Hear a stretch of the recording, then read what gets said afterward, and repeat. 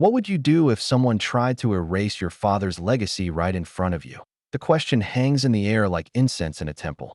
Heavy, sacred, waiting for an answer that might never come. The Burbank studio stretches endlessly under harsh fluorescent lights. Sound stages echo with the controlled chaos of film production. Cameras roll. Directors shout. Stars emerge from trailers like gods descending from Mount Olympus. But in stage 7, something different unfolds. Bruce Lee moves through his choreography, like water finding its path down a mountainside. Each strike flows into the next. Each block becomes an attack. His yellow tracksuit catches the studio lights as he demonstrates a complex sequence for the stunt coordinators. The crew watches in reverent silence. This is 1973. Bruce Lee stands at the apex of his career. Enter the Dragon will soon make him a global icon. But right now, in this moment, he is simply a craftsman perfecting his art. His movements tell stories without words. His focus cuts through the noise like a blade through silk. His presence commands respect without demanding it. The assistant director checks his watch. They are running ahead of schedule. A rare gift in Hollywood where time bleeds money like an open wound. Bruce wipes sweat from his brow with a white towel. His breathing remains steady despite the intensity of the sequence. Years of training have conditioned his body to find calm. In the storm of physical expression, behind the cameras, a young man watches with eyes wide as dinner plates. David Chun, 22 years old, third-generation Chinese-American. Assistant to the second unit director, in other words, invisible that David's grandfather had been a martial arts master in San Francisco's Chinatown during the 1940s. Master Chen Weiming, a name whispered with reverence in certain circles. A man who had taught discipline to those who sought it and wisdom to those who earned it. But David knows none of this history. His father had never spoken of it. The old ways had been buried. Beneath decades of assimilation and shame, David carries coffee. David moves equipment. David keeps his head down and his mouth shut. In a business where connections matter more than competence, he occupies the bottom rung of an impossibly tall ladder. The other crew members barely acknowledge his existence. He is furniture with legs, a shadow with a time card. But when Bruce Lee moves, David feels something stir in his chest. Something ancient. Something that recognizes kinship across the vast distance between master and student, between legend and nobody. Bruce notices the young man's attention.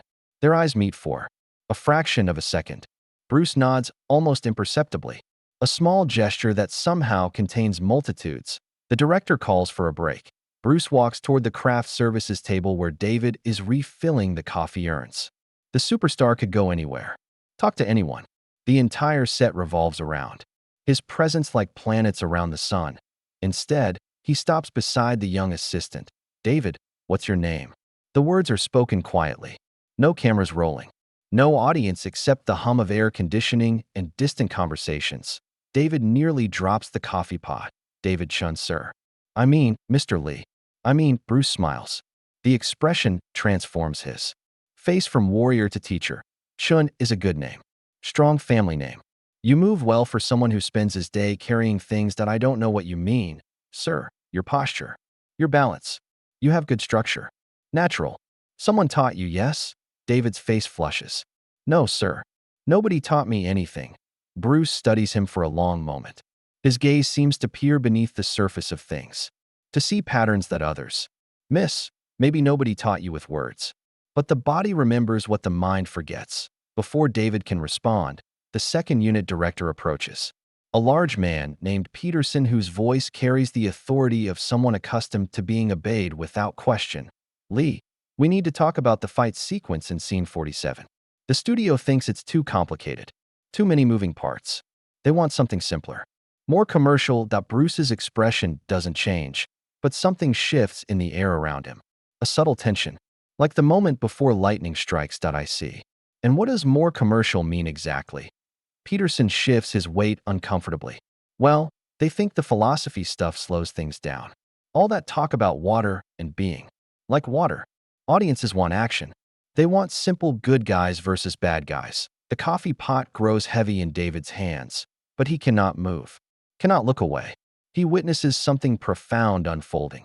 A collision between art and commerce. Between vision and compromise, Bruce sets down his water bottle with deliberate precision. The philosophy is not separate from the action. The philosophy is the action. Without it, we are just men hitting each other for money. Peterson's face reddens. Look, Bruce, I understand you have your vision. But this is a business. We have investors. We have market research. We know what sells. And I know what lasts. The words hang between them like a challenge. David feels the weight of the moment. He understands, somehow, that he is witnessing something that will echo far beyond this conversation. Something that will ripple through time like stones thrown into still water. Peterson forces a laugh. Maybe we should table this discussion for now. Think about it overnight. Bruce nods slowly. His calm feels dangerous now, like the eye of a hurricane. Yes, I will think about it very carefully. As Peterson walks away, Bruce turns back to David. The young man expects anger, frustration, some visible reaction to the confrontation that just unfolded. Instead, Bruce's expression remains serene. Sometimes the most important battles happen in the smallest moments, David. Remember that. Then he walks away, leaving David alone with questions he doesn't yet know how to ask. The day continues. Cameras roll. Directors shout. Stars emerge from trailers. But something has changed. Something has begun. A storm gathering strength in the quiet spaces between words. And David Chun, invisible assistant with a forgotten legacy, stands at the center of it all without knowing why. The fluorescent lights hum their electric song. The coffee grows cold. The questions multiply like shadows at sunset. What would you do if someone tried to erase your father's legacy? The answer, David will discover, depends entirely on whether you remember who your father really was. The next morning arrives like a slap. David enters stage 7 carrying his usual burden of coffee and equipment. But something has shifted overnight. The atmosphere feels different. Charged. Like the air before a thunderstorm, Peterson stands near the director's chair surrounded by a cluster of executives in expensive suits. Their voices carry across the soundstage with the confidence of men who believe money grants them wisdom. We need Bruce to understand the reality of the situation, Peterson says to a thin man with silver hair. The martial arts philosophy angle is killing us in test screenings. Focus groups hate it. The silver-haired executive nods gravely. What they want is spectacle, pure entertainment. Leave the thinking to the critics. David sets down the coffee and pretends to organize cables while listening. This is how invisible people learn things. By becoming part of the furniture. By existing in the spaces that important people forget to notice. Bruce arrives precisely at 8 o'clock. His punctuality is legendary. His respect for other people's time absolute. He wears simple black pants and a white t-shirt that somehow looks more elegant than the executive's $1,000 suits. The energy in the room shifts when he enters. Not submission. Recognition. The way a forest grows quiet when a tiger passes through. Morning, Bruce, Peterson calls out with forced cheerfulness. We've been talking about yesterday's discussion. Made some decisions. Bruce walks to his mark without responding. Begins his warm-up stretches. Each movement precise. Economical. Beautiful in its simplicity. That we're bringing in Jake Morrison to handle the fight choreography for scene 47. Peterson continues. He's worked on all the big action films. Really knows how to deliver what audiences want. David freezes mid-step. Jake Morrison is famous for exactly one thing. Making fights look impressive to people who know nothing about fighting. His choreography prioritizes flash over substance. Drama over truth. He is everything Bruce Lee stands against. Bruce stops stretching. Straightens slowly. His face remains calm, but something dangerous flickers in his eyes. I see. And where is Mr. Morrison now? Right here. A man emerges from behind the camera equipment like a magician materializing from smoke. Jake Morrison is tall, broad-shouldered, with the kind of smile that never quite reaches the eyes. He extends his hand toward Bruce with the confidence of someone accustomed to getting his way. Bruce Lee. Finally get to meet the legend. I've got some great ideas for punching up your fight scenes. Really give them some pizzazz. Bruce looks at the extended hand but doesn't take it. Pizzazz. Morrison's smile falters slightly. Well, you know, entertainment value. What the people want to see. And what do the people want to see? Morrison gestures expansively. Big moves. Flashy kicks. Maybe some wire work to really sell the impact. Less talking, more hitting. Keep it simple. Simple. Bruce repeats the word like he's tasting something. Bitter. David watches from his position near the craft services table. He can feel the tension building like pressure in a sealed container. Something is about to explode, but Bruce doesn't explode. Instead, he nods slowly. Show me. Morrison's confidence returns. He signals to one of his assistants, who brings over a padded training dummy. Morrison assumes a fighting stance that looks impressive to untrained eyes. Lots of angular poses. Dramatic positioning. See, this is what I'm talking about, Morrison says as he begins a choreographed sequence. His movements are sharp, aggressive, designed for maximum visual impact. The crew gathers to watch. Some nod approvingly. This is what they understand. This is what looks good on camera. Morrison finishes with a spinning kick that sends the dummy rocking.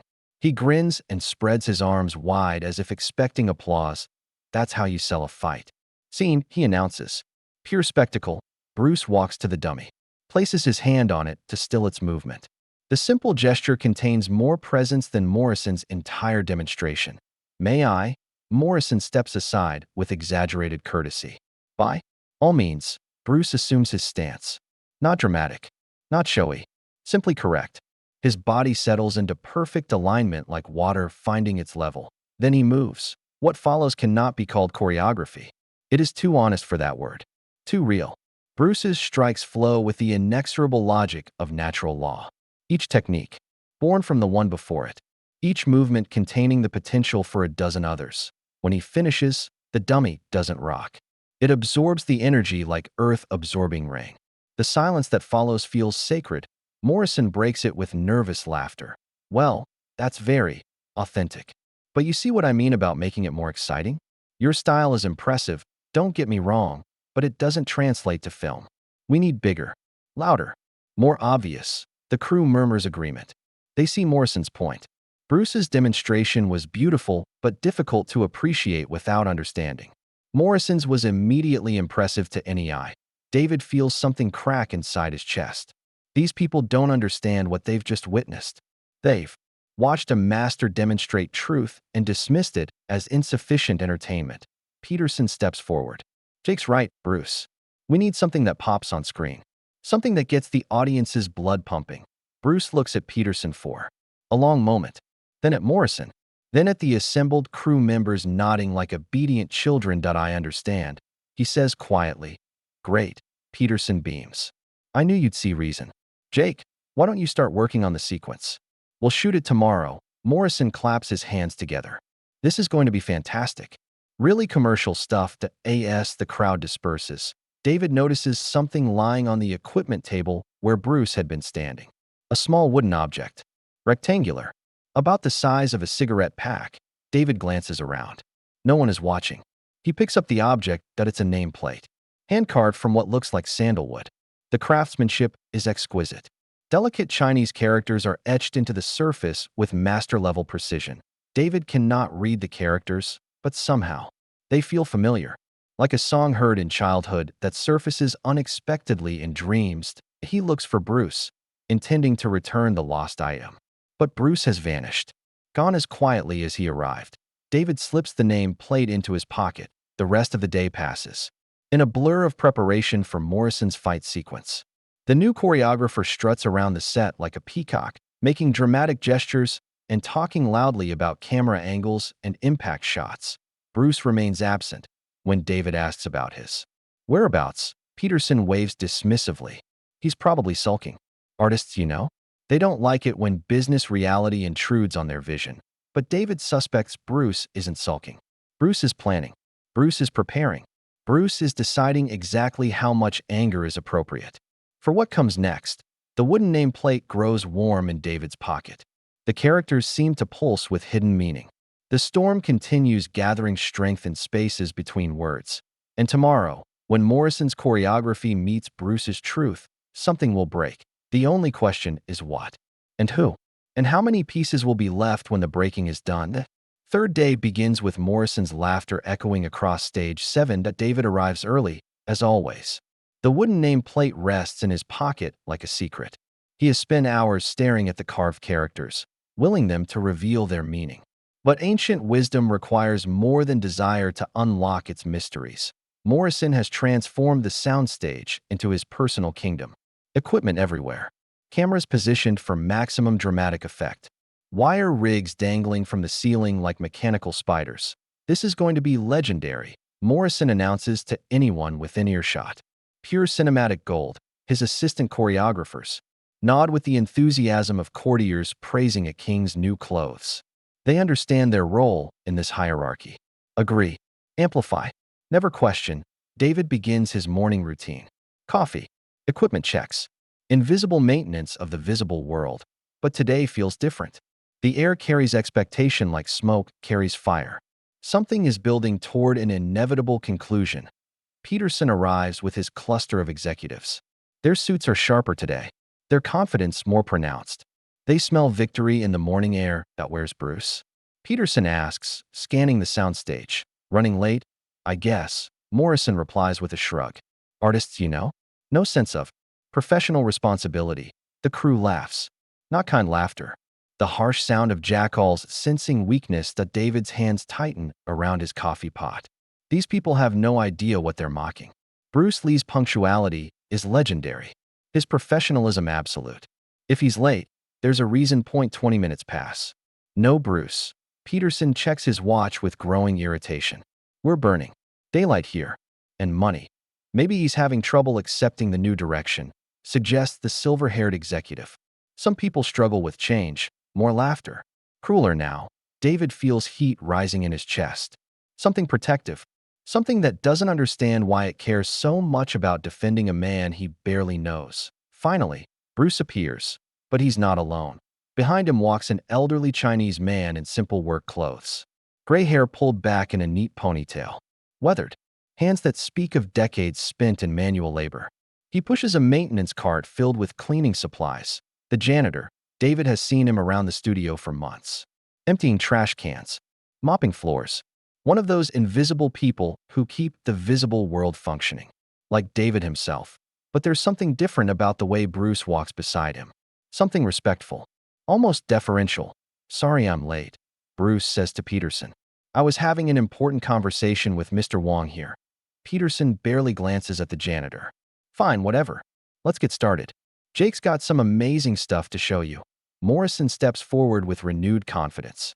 Bruce, meet the future of fight choreography. What follows is a masterclass in everything wrong with modern action cinema. Morrison's sequence is loud, flashy, impressive to eyes that value spectacle over substance. Wire-assisted kicks that defy physics. Spinning attacks that sacrifice balance for visual impact. Dramatic poses that leave a fighter vulnerable to any real opponent. The crew watches with obvious appreciation. This is what they understand. This is what sells tickets. Morrison finishes with a flourish. A spinning sword strike that would look incredible on camera and get him killed in any real fight. If that's how you give audiences what they want, he announces. Pure excitement. No boring philosophy. No confusing techniques. Just raw entertainment. The crew applauds. Peterson beams. The executives nod with satisfaction. Bruce watches in silence. His expression remains neutral, but David notices his hands. They rest at his sides with the relaxed alertness of a master who sees 12 ways to end a fight before it begins. Very impressive, Bruce says quietly. May I offer some observations? Morrison's smile becomes predatory. By all means. But remember, we're not making a documentary here. We're making entertainment. Bruce steps onto the mat. His movement is different now. More focused. Like a blade being drawn from its sheath. The problem with entertainment that ignores truth, he says, positioning himself opposite Morrison, is that it becomes a lie. And lies are always exposed eventually. Morrison laughs. Truth doesn't sell tickets. Bruce. Flash sells tickets. Perhaps. But flash without substance is just flash. And flash fades quickly. Bruce assumes his stance. Not showy. Not dramatic. Simply correct. Morrison's confidence wavers slightly. He realizes he's been challenged. In front of the crew. In front of the executives. His reputation depends on what happens next. You want to demonstrate the difference? Morrison asks, his voice carrying forced bravado. If you don't mind. Morrison assumes his dramatic fighting position. All angles and aggression. Designed to intimidate rather than function. The crew forms a circle. They sense something significant about to unfold. A moment that will be retold in studio cafeterias for years to come. David finds himself standing beside the elderly janitor. Mr. Wong watches with eyes that have seen many things. His expression is unreadable. Begin when ready, Bruce says. Morrison launches into his choreographed sequence. The same flashy techniques he demonstrated earlier. Spinning kicks, dramatic strikes, pure spectacle.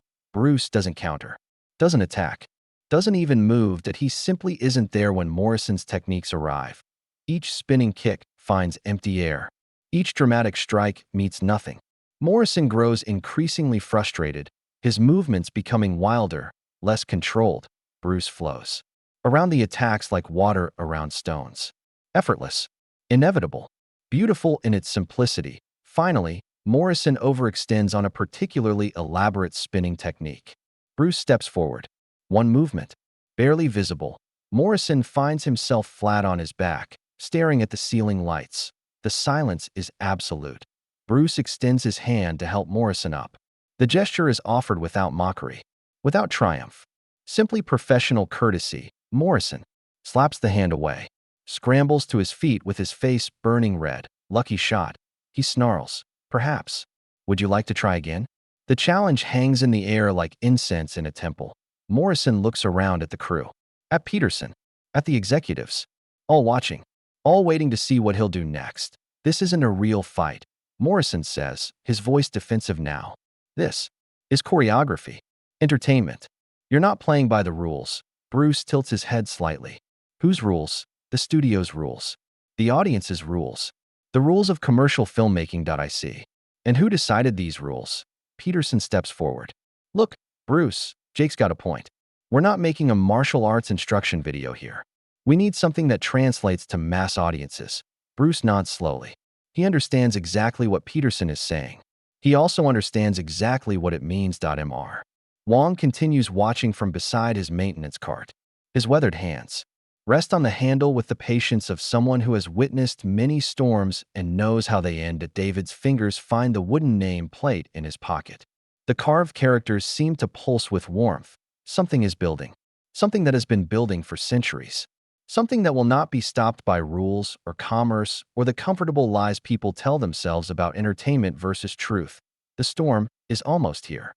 And when it breaks, everyone will discover exactly how angry Bruce Lee can become when everything he stands for is dismissed as insufficient entertainment. The silence stretches. The tension builds. The reckoning approaches like thunder following lightning. What would you do if someone tried to erase not just your father's legacy, but the very idea that truth matters more than applause? David is about to find out. That evening, David sits alone in the empty soundstage. The day's humiliation echoes in the silence. Morrison's forced laughter. Peterson's dismissive shrugs. The crew's casual cruelty towards something they couldn't understand. David pulls the wooden nameplate from his pocket. The carved characters catch the emergency lighting, casting tiny shadows that dance like living things. He traces the symbols with his fingertip. Somewhere in these ancient marks lies meaning, purpose, connection to something larger than coffee runs and equipment checks. But the meaning remains locked away, hidden behind barriers of lost language and forgotten heritage. Footsteps echo across the soundstage. David looks up, expecting security. Instead, he sees Bruce Lee walking toward him with the measured pace of someone who has made a difficult decision. Bruce's usual calm seems strained tonight. Something burns behind his eyes. Not anger exactly. Something deeper. More dangerous. You stayed late, Bruce observes, settling onto a nearby equipment case. Didn't feel like going home. Bruce nods, understanding without explanation. Sometimes staying is easier than leaving with questions unanswered. They sit in comfortable silence for several minutes. Two people finding peace in shared frustration. Finally, Bruce speaks. Your grandfather was Chun Wei Ming. The words hit David like cold water. He stares at Bruce with his mouth open, the nameplate suddenly burning in his palm. How did you? Mr. Wong told me. He worked in Chinatown when your grandfather taught there. Said you have his eyes. His way of moving. David's throat feels tight. I don't know anything about my grandfather. My father never talked about him. Your father was protecting you, Bruce says gently. It was hard to be Chinese in America then. Harder than it is now. Many families buried their heritage to help their children survive. But survival isn't the same as living. The nameplate trembles in David's hands. What does it say? These characters? Bruce reaches out. May I? David hands over the wooden rectangle with reverence. Bruce holds it carefully, studying the carved symbols. Chen Wei-ming, master of the white crane style, teacher of truth. This was his teaching plate. Students would touch it before training as a sign of respect. A teaching plate. David stares at the object with new eyes. His grandfather had been a master, a teacher, someone important enough to have students who sought his wisdom. Why didn't anyone tell me? Bruce turns the plate over. On the back, more characters. Smaller, more personal. For my grandson, when he is ready to remember who he is. The words hang between them like bridge spanning decades of silence. David feels something crack open in his chest. Not breaking, opening. Like a flower that has waited too long for sunlight. That he left this for me. Your grandfather knew that heritage skips generations sometimes. That what one generation rejects, the next may reclaim. Tears blur David's vision. All these years working around martial artists. All these months watching Bruce move like poetry in motion. His body had been trying to remember something his mind had forgotten. What happened today? David continues, his voice thick with emotion. Watching Morrison mock everything you stand for. It felt personal. Like he was mocking something in me too. Bruce's expression hardens. What happened today was more than mockery. It was erasure. The systematic replacement of truth with comfortable lies. That he stands and walks to the center of the soundstage. His movement carries new tension, like a string pulled too tight. They want to reduce everything I've learned, everything I've studied, everything I've dedicated my life to. They want to reduce it all to spinning kicks and wire work. The silence amplifies his words. Morrison thinks martial arts is just hitting. Peterson thinks it's just entertainment. They don't understand that it's a language, a way of thinking, a philosophy made visible. That Bruce's hands clench into fists. The first time David has seen him lose even partial control. When you reduce a thing to its most simple parts, you kill what makes it alive. You turn a forest into lumber. You turn a river into drainage. You turn art into product. David stands slowly. The nameplate feels warm in his palm. What are you going to do? Bruce turns to face him. Something dangerous flickers in his eyes. I'm going to remind them what they're trying to destroy. The words carry weight beyond their simplicity. Promise and threat combined. David's heart pounds. Will you teach me? About my grandfather? About what this means? Bruce studies him for a long moment, reading something in David's posture. His breathing, the way he holds the teaching plate. Learning isn't about techniques, David. It's about understanding why techniques exist. Your grandfather knew this. Morrison doesn't. But yes, I'll teach you. If you're ready to remember who you are, ready, the word emerges with surprising force. David doesn't know where it comes from. Some deep place that has been waiting for permission to speak. Bruce nods slowly. Then we begin tomorrow. Early, before the others arrive. What about Morrison? Peterson? The studio? Bruce's smile is sharp as winter wind. Let me worry about them. Something in his tone makes David's skin prickle. This isn't the calm, centered Bruce Lee that Hollywood knows. This is something else. Something that has been pushed too far. Bruce walks toward the exit, then pauses. David. Yes, sir. Your grandfather's style was called White Crane. Do you know why? David shakes his head. Because the crane appears gentle until something threatens what it protects. Then it becomes something else entirely. Bruce disappears into the shadows, leaving David alone with his grandfather's teaching plate and the growing certainty that tomorrow will change everything. The emergency lights hum their electric song. The shadows dance with hidden meaning. The storm builds toward its inevitable breaking point, and somewhere in the silence, David thinks he can hear it. The sound of wings. White wings. Preparing for flight. Before we continue, comment where you're watching from. The nameplate grows warm in his palm like a promise written in wood and time. His grandfather's legacy stirs in his blood like water remembering how to flow. And Bruce Lee walks into the night carrying anger like a weapon waiting to be unsheathed. Tomorrow, Morrison will learn the difference between performance and truth. Tomorrow, Peterson will discover that some things cannot be bought or sold. Tomorrow, the crew will witness what happens when a master stops being patient. The question isn't whether Bruce Lee will get angry. The question is what will be left standing when his anger finds its target. David touches the carved characters one more time. Ready or not? Here it comes. 5:30 in the morning. Stage 7 exists in cathedral silence. David arrives carrying his grandfather's teaching plate like a talisman. The carved characters seem to pulse with anticipation in the pre-dawn darkness. He finds Bruce already there, moving through forms that look like meditation made visible. Each technique flows into the next with the inevitability of seasons changing. David watches in reverent silence. This is different from the choreographed demonstrations of previous days. This is personal, private, sacred. Bruce finishes the sequence and turns toward David. His expression carries new intensity. Like a teacher who has decided to reveal secrets long held in reserve. You came early. Good. The best learning happens when the world is quiet. David approaches with nervous energy. The teaching plate trembles in his hands. That I've been thinking all night about what you said. About my grandfather. About remembering who I am. Bruce nods. Remembering is harder than learning. Learning is adding something new. Remembering is uncovering something that was always there. He gestures for David to join him in the center of the soundstage.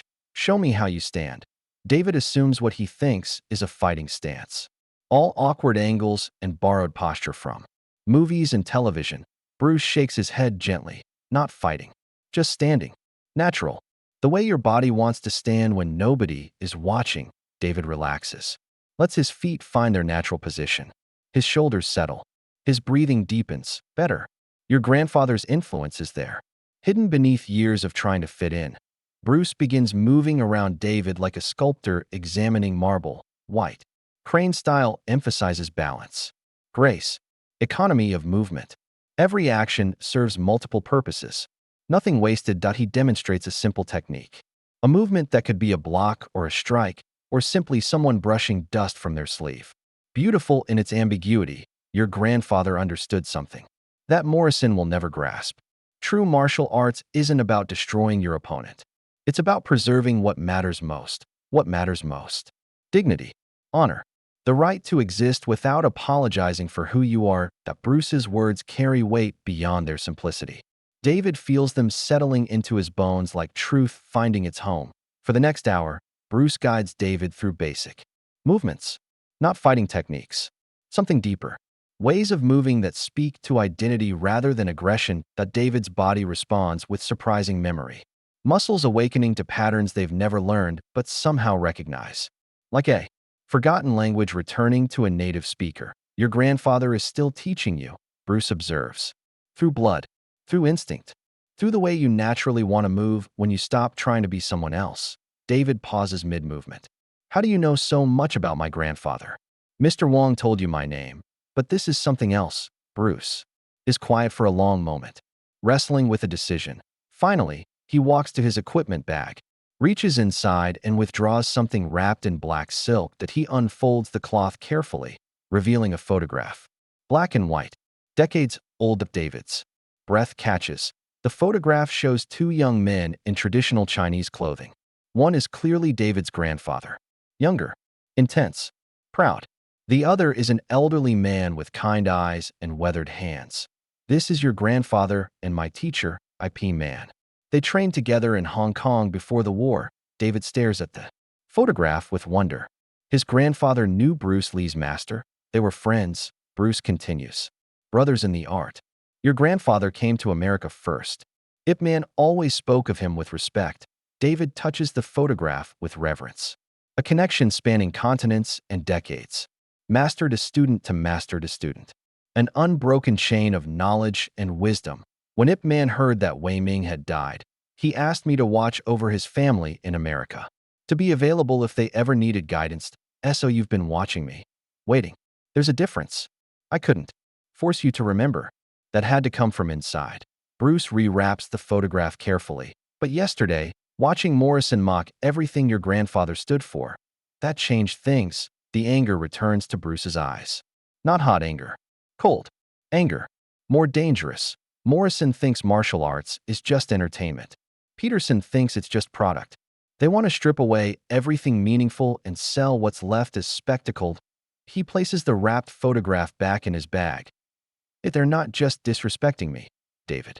They're disrespecting every master who came before, every student who sacrificed to preserve the art, every family that chose to remember rather than forget. David feels the teaching plate growing warm in his palm. Understanding floods through him like sunlight through clouds. This isn't just about the movie.no.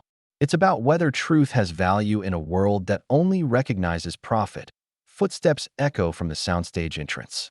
The crew is beginning to arrive for another day of filming. Bruce's expression hardens. Decision made. Keep the teaching plate close today, he tells David.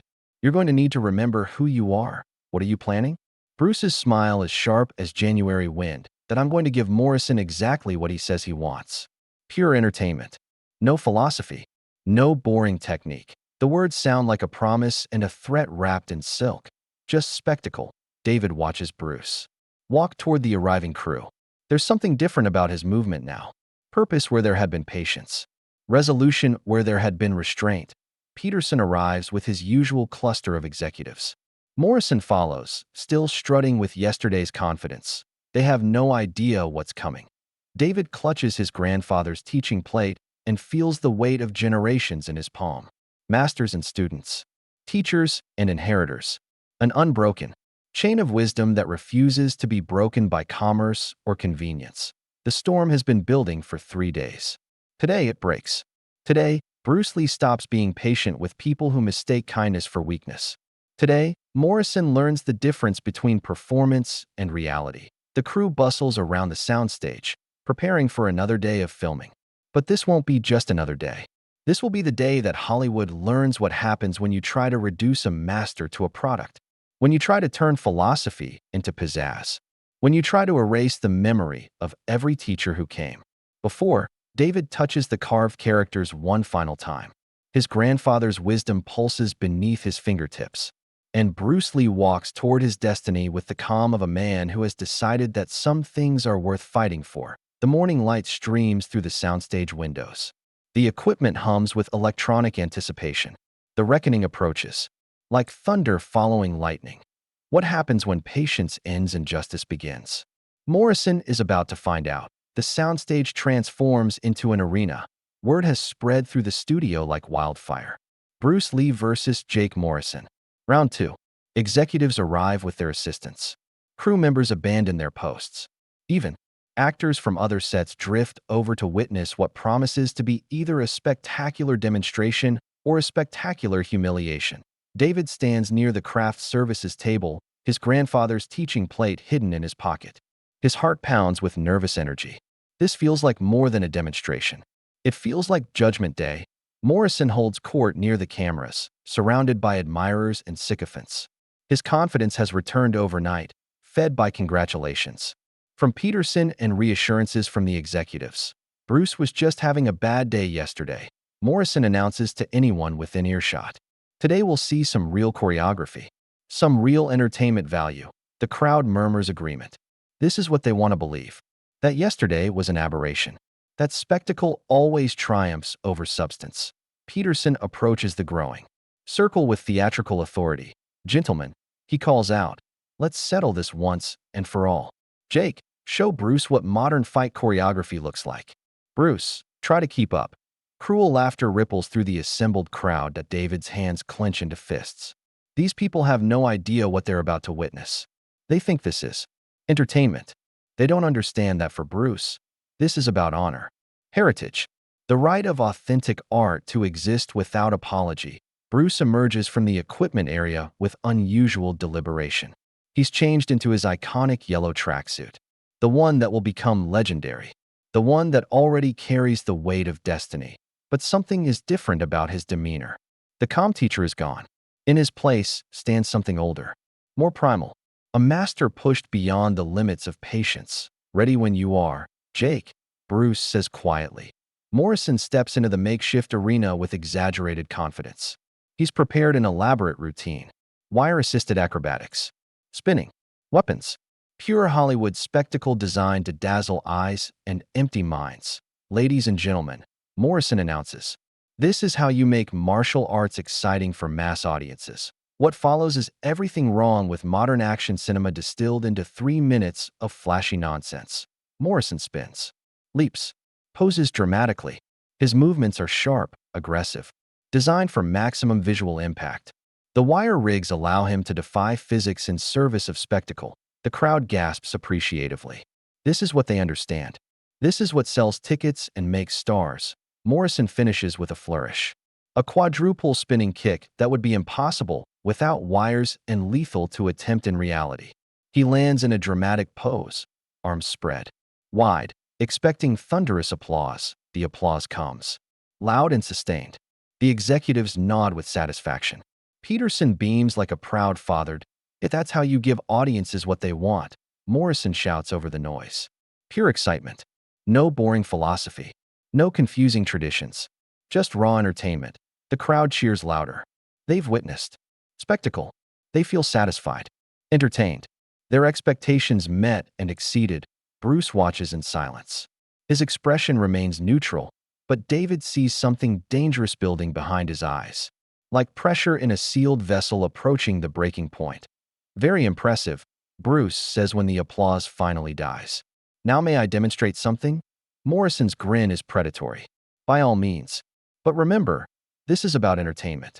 About giving people what they want to see. Bruce nods slowly. Of course. Entertainment.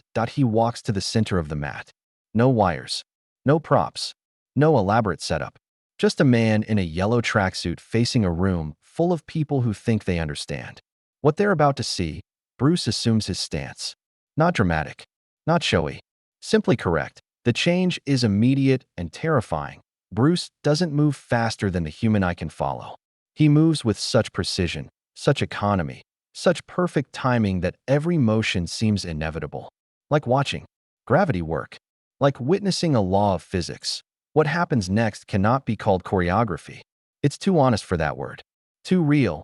Bruce flows through a demonstration that encompasses everything Morrison's routine lacked. Purpose, meaning, truth. Every technique serves multiple functions.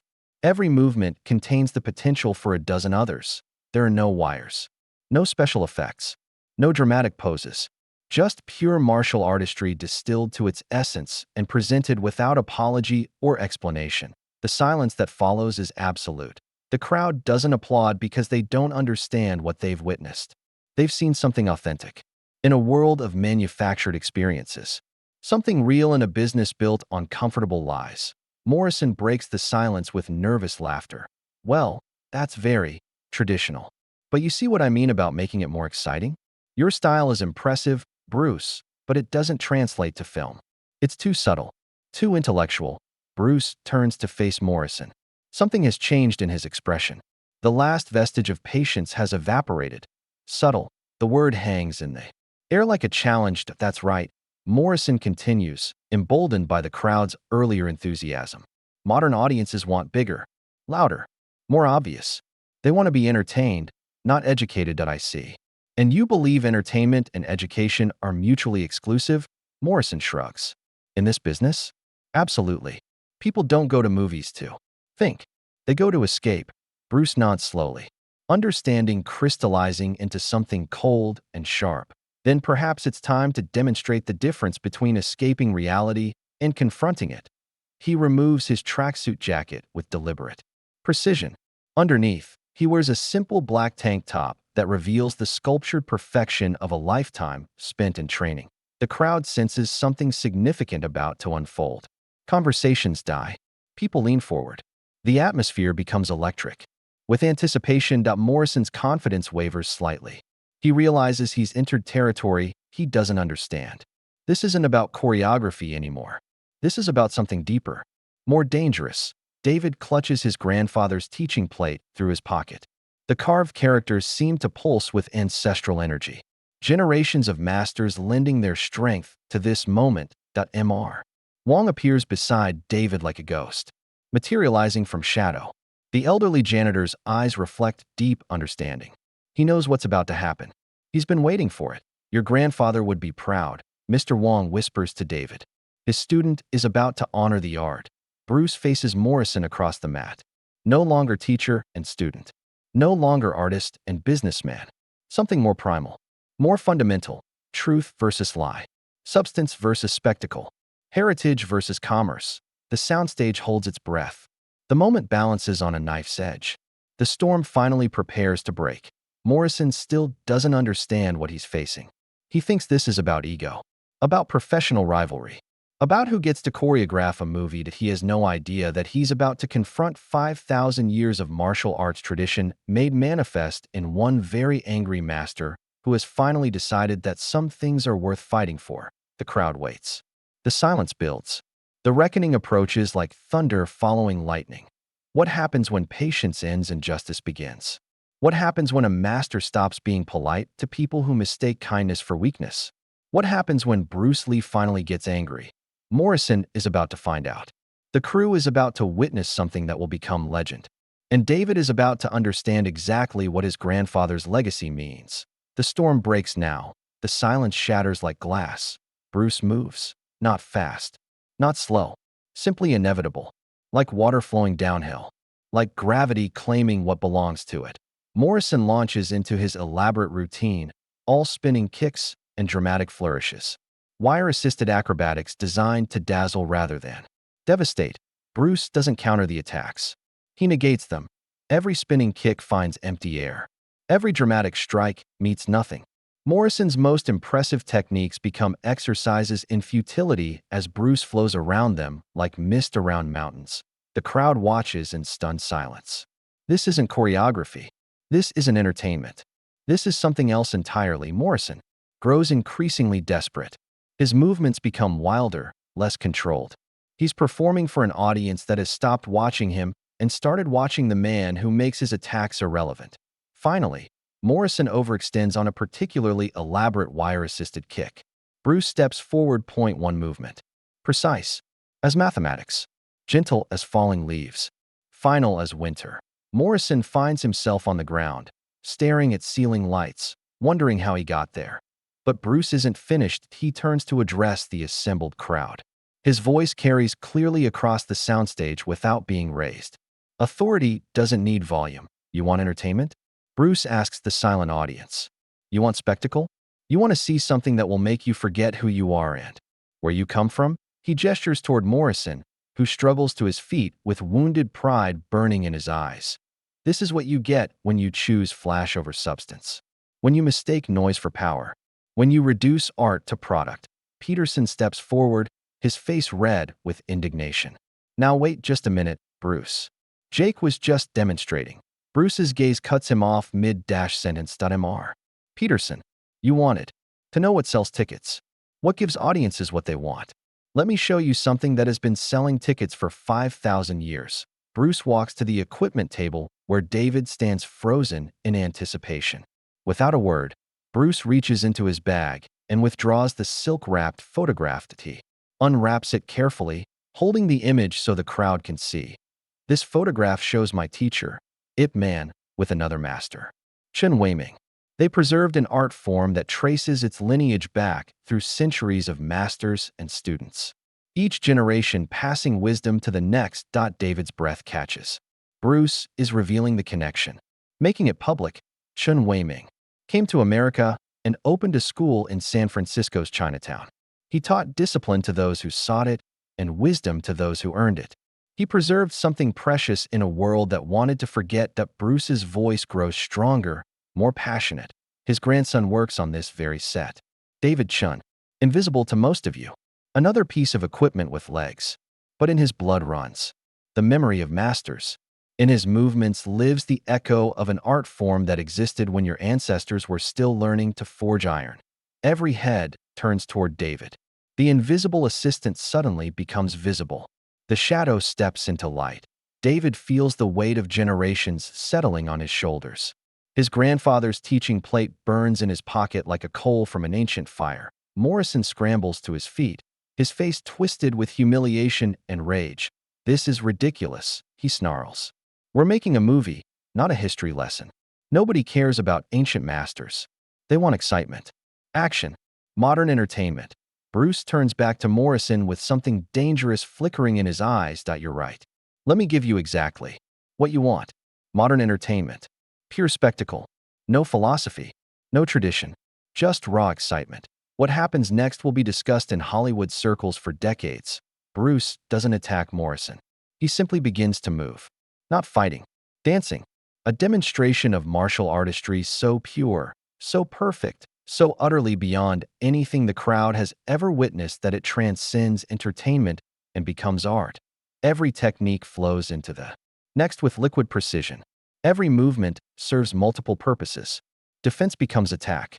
Attack becomes meditation. Violence becomes poetry. The crowd watches in absolute silence. They are witnessing something unprecedented. Not choreography, not performance. Pure martial arts distilled to its essence and presented without compromise. Morrison tries to interrupt, to inject himself back into the demonstration, to reclaim relevance.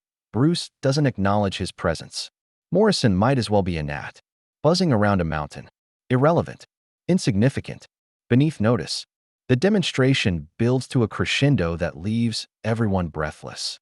Bruce finishes in perfect stillness, his breathing calm, his expression serene. The silence that follows is cathedral deep. Finally, Bruce speaks. That is 5,000 years of accumulated wisdom made visible. That is what you wanted to reduce to wire work and spinning kicks. That is what you thought could be improved by removing its philosophy and traditions. That he walks back to David, who stands transfixed by what he's witnessed. David, come here. David approaches on unsteady legs. The teaching plate trembles in his hands. Show them your grandfather's gift. David pulls the wooden name plate from his pocket, holds it up for everyone to see. The carved characters catch the stage lights and seem to glow with inner fire. This belonged to Master Chen Wei-ming, Bruce announces. To the crowd, a teaching plate.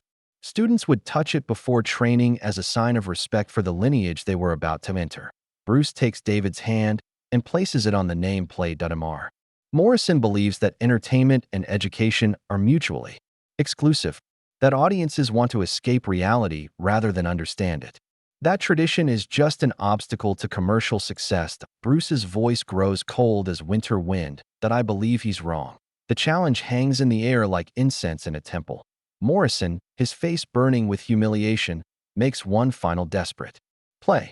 This is all very touching, he sneers, but it doesn't change the fact that your style doesn't work for modern audiences. It's too slow, too subtle. Bruce moves. Morrison finds himself pinned against the wall so quickly that nobody sees the transition. One moment he's standing in the center of the mat. The next he's pressed against concrete with Bruce's hand resting gently but firmly on his chest. The pressure is light, almost tender. But Morrison cannot move, cannot breathe deeply, cannot do anything except stare into Bruce Lee's eyes and realize that he has crossed a line he didn't know existed. Too slow? Bruce asks quietly. Too subtle? The words carry the weight of mountains. Morrison tries to speak but finds no air for words. Bruce releases him and steps back. Morrison collapses to his knees, gasping. The crowd remains frozen in shocked silence. They have witnessed something that transcends entertainment and enters the realm of the mythic. Bruce turns to address them one final time. Gentlemen, ladies, you wanted to see what happens when Bruce Lee gets angry. You wanted spectacle, entertainment, something to make you forget who you are. His smile is sharp as winter wind. Congratulations. You got exactly what you asked for. The storm has broken. The reckoning is complete. Justice has been served with the precision of a master's technique and the weight of 5,000 years of tradition. And in the silence that follows, David Chen touches his grandfather's teaching plate and finally understands what it means to remember who you are. The soundstage exists in cathedral silence. Morrison remains on his knees, staring at the floor with the expression of someone whose entire worldview has just collapsed. His confidence lies in pieces around him like shattered glass. The crew stands frozen in the aftermath of what they've witnessed. This wasn't entertainment. This was education, the kind that leaves permanent marks on those who receive it. Peterson approaches Bruce with the careful steps of someone walking through a minefield. Bruce, I think maybe we should discuss. No, the single word carries the weight of finality. Bruce continues speaking without raising his voice. Authority doesn't need volume. Mr. Peterson, you wanted to know what sells tickets. What gives audiences what they want? I've shown you something that has been drawing crowds for 5,000 years. Something that will still be drawing crowds long after your wire work and spinning kicks are forgotten. Peterson's face cycles through confusion anger, and finally a grudging recognition that he has lost more than an argument. The studio executives huddle in whispered conference near the cameras.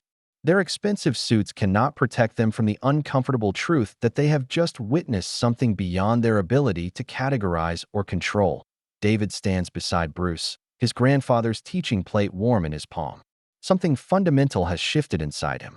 Not just understanding. Transformation. Bruce turns to address the assembled crowd one final time. Ladies and gentlemen, he says with calm precision, you have a choice to make. You can continue reducing everything meaningful to its most commercial components. You can keep choosing flash over substance, noise over truth, profit over heritage. His gaze sweeps across the silent faces, or you can remember that some things are more valuable than ticket sales. Mr. Wong emerges from the shadows, where he has been watching. The elderly janitor approaches with dignity that puts the executive's expensive authority to shame. Mr. Lee, he says in accented English, Master Chin would be honored by what you have done today. Bruce bows slightly. A gesture of respect that transforms the janitor into something more. Someone whose opinion matters. Someone whose presence adds weight rather than clutter. Mr. Wong turns to David. Your grandfather often spoke of this day, when his grandson would remember who he is. When the teaching would continue, David feels tears building behind his eyes. 30 years of questions finally finding their answers. Bruce reaches into his equipment bag and withdraws a scroll wrapped in faded silk. He hands it to David with ceremony. This belongs to you now. Your grandfather's training manual. Written in his own hand. Mr. Wong kept it safe all these years, waiting for the right moment. David accepts the scroll with reverence. His hands tremble as he unties the silk binding. Inside, pages covered with his grandfather's calligraphy. Techniques, philosophy, wisdom preserved across decades of silence. A master's final gift to a grandson he would never meet. The crew begins to disperse slowly, uncertainty written across their faces. They came expecting entertainment and received education. They wanted spectacle and witnessed truth. The experience has left them changed in ways they don't yet understand. Morrison finally struggles to his feet. His face burns with humiliation. But beneath the wounded pride something else flickers. Recognition. The beginning of understanding. Bruce approaches him with measured steps. Mr. Morrison, he says quietly, you have skill. Real skill. But skill without wisdom is just elaborate ignorance. Morrison looks up with eyes that have seen too much. I don't understand what just happened here. Bruce nods. That's why it happened. The words hang between them like a bridge Morrison can choose. To cross or burn. You wanted to know what modern audiences want. They want the same thing audiences have always wanted. Truth. Beauty. Something that reminds them who they are instead of helping them forget. Morrison's voice comes out broken. I thought I was giving them what they wanted. You were giving them what you thought they deserved. There's a difference. Bruce extends his hand. Not in challenge this time. In offering. Learn the difference between entertainment and art, Jake. Between spectacle and substance. Between making people feel good and making them feel something real. Morrison stares at the offered hand for a long moment. Finally, he takes it. The gesture acknowledges more than defeat. It acknowledges the possibility of transformation. Peterson watches this exchange with growing understanding. The businessman in him recognizes value when he sees it, even if he doesn't fully comprehend its nature. Bruce, he says carefully, what you did today, that was extraordinary. People are going to talk about this for years. Good, Bruce replies. Let them talk. Let them remember that some things cannot be reduced to their most commercial components. That he turns back to David, who is studying his grandfather's manual with wonder. Your real education begins now, David. Not just techniques. Philosophy. History. The responsibility that comes with inheriting something precious. David looks up from the scroll. Will you teach me? Bruce smiles. The expression transforms his face from warrior back to teacher. I'll guide you. But your grandfather will teach you. Through these pages. Through the memory in your blood. Through the wisdom he preserved for exactly this moment. The soundstage continues emptying as crew members drift back to their responsibilities. But something has changed in the way they move. The way they look at each other. The way they understand their place in larger stories. 3 hours later, David sits alone in the now empty soundstage. His grandfather's teaching plate rests on the equipment table beside the unrolled manual. Ancient wisdom written in elegant characters that are beginning to feel like a native language returning to a native speaker. Mr. Wang appears beside him with the quiet presence of someone who belongs wherever wisdom is being honored. You feel it now, he observes. The weight of generations, David nods. It's overwhelming. All this history, all this responsibility. Mr. Wang settles onto a nearby crate with the patient posture of someone who has learned to find comfort in hard places. Your grandfather used to say that heritage is not a burden to carry but a foundation to build upon. You are not responsible for preserving the past. You are responsible for carrying it forward. The wisdom settles into David's consciousness like seeds finding fertile ground. Outside the soundstage windows, the California sun begins its descent toward the Pacific. Inside, two men sit in comfortable silence, surrounded by the ghosts of masters and the promises of students yet to come. Bruce Lee has returned to his trailer to prepare for tomorrow's filming. But his work today extends far beyond entertainment. He has reminded a room full of people that some things matter more than money. That tradition has value beyond nostalgia. That truth, however uncomfortable, remains more powerful than any lie. Morrison walks to his car with slow steps and heavy thoughts. The man who arrived this morning believing he understood entertainment has left understanding something far more important. The difference between making people feel good and making them feel something real. Peterson sits in his office staring at footage from today's demonstration. The cameras caught everything. Every movement. Every moment. Every second of the most authentic martial arts ever captured on film. He knows he's holding something extraordinary. Something that transcends commercial categories and enters the realm of the artistic. Something that will be studied and discussed long after the wire work and spinning kicks are forgotten. The question is whether he has the courage to use it. David closes his grandfather's manual as the shadows lengthen. Tomorrow he will begin learning techniques preserved across generations. Philosophy written in blood and sweat and stubborn determination to remember who he is. Tonight, he simply sits with the weight of heritage settling into his bones like truth finding its home. The storm has passed. The quiet has returned. But nothing will ever be the same. 6 months later, the Bruce Lee display case stands in the main hallway of the studio complex like a shrine to authenticity. Inside, behind museum-quality glass, rest 3 items that tell a story larger than entertainment. That Bruce's yellow tracksuit from that day. The one that became legendary not for its color, but for what it witnessed. The moment when patience ended and truth began. David's grandfather's teaching plate, on permanent loan. The carved characters catching fluorescent light, like promises carved in wood and time. And a photograph. Black and white. Decades old. 2 young masters in traditional Chinese clothing. Ip Man and Chen Weiming. Teacher and friend. The foundation, upon which legends are built. A small brass plaque beneath the display reads, "In honor of Master Chen Weiming and all who preserve wisdom across generations." Some things matter more than entertainment. Some truths are worth fighting for. David Chen no longer carries coffee or moves equipment. He wears the simple black uniform of a martial arts instructor. His movements carry new confidence, new purpose. The invisible assistant has become visible in ways that matter. 3 times a week, after regular studio hours, he teaches White Crane style to anyone willing to learn.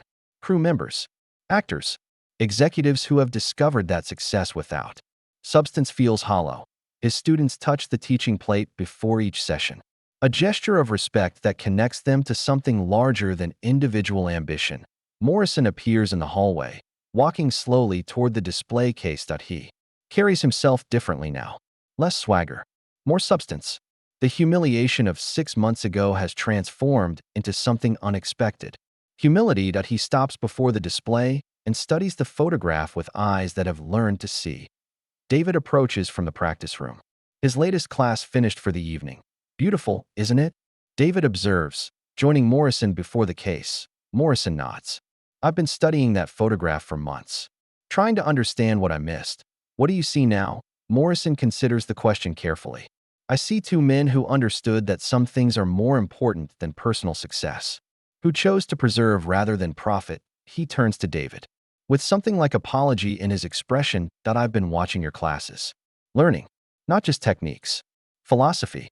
The difference between performing martial arts and understanding them, David smiles. Your wire work has gotten much better, Morrison. Laughs. A real laugh.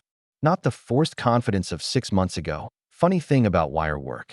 When you understand the principles behind the movement, you don't need the wires anymore. The insight hangs between them like wisdom shared between friends. Bruce appears at the end of the hallway, walking toward them with his characteristic measured pace.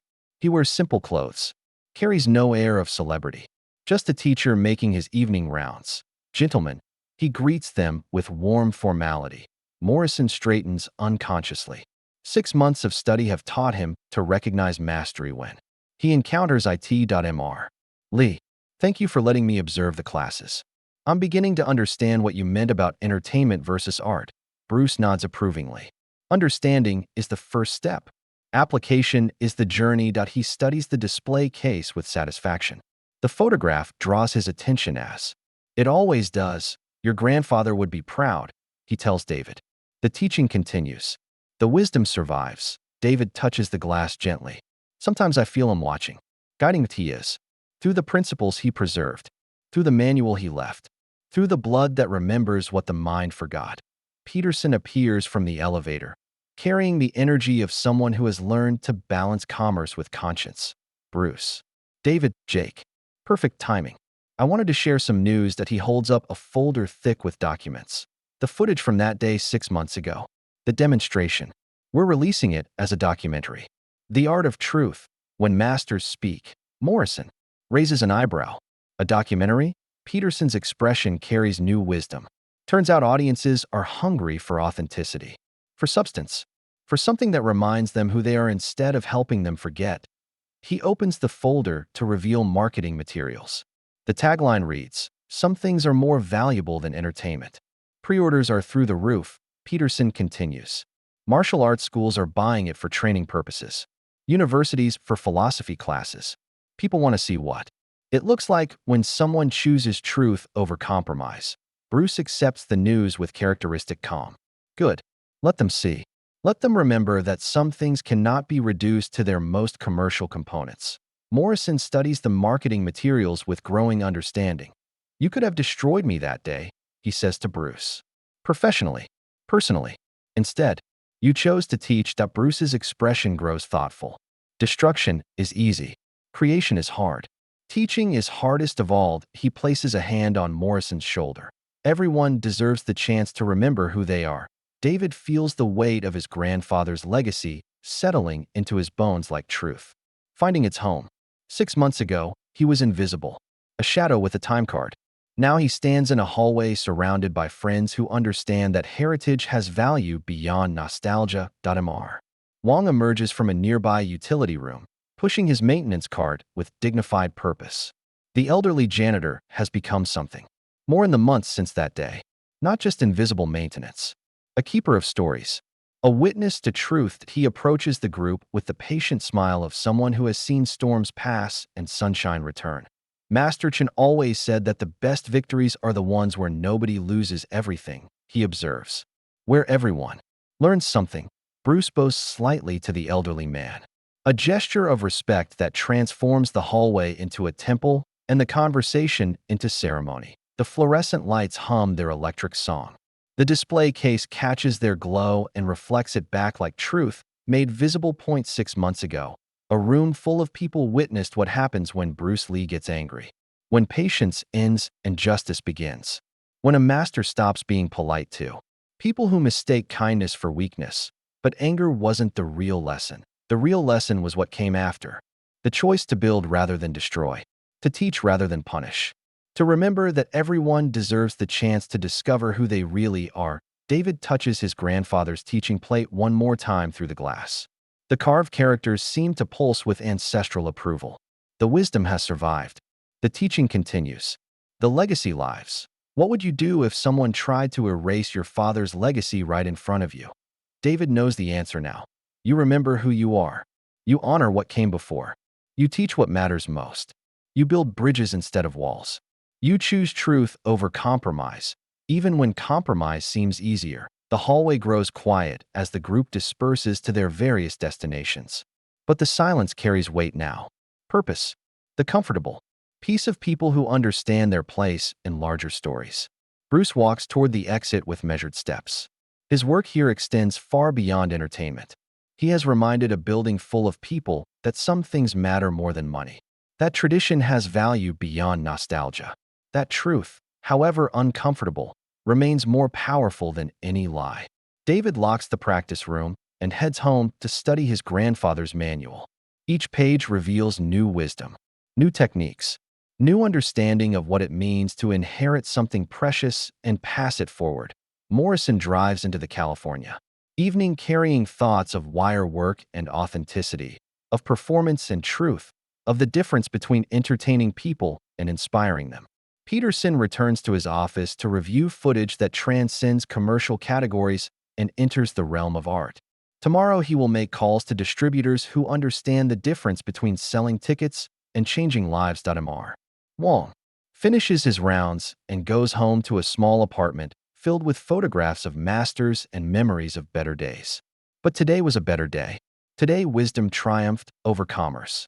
Today truth found its voice. The studio sleeps. The display case glows.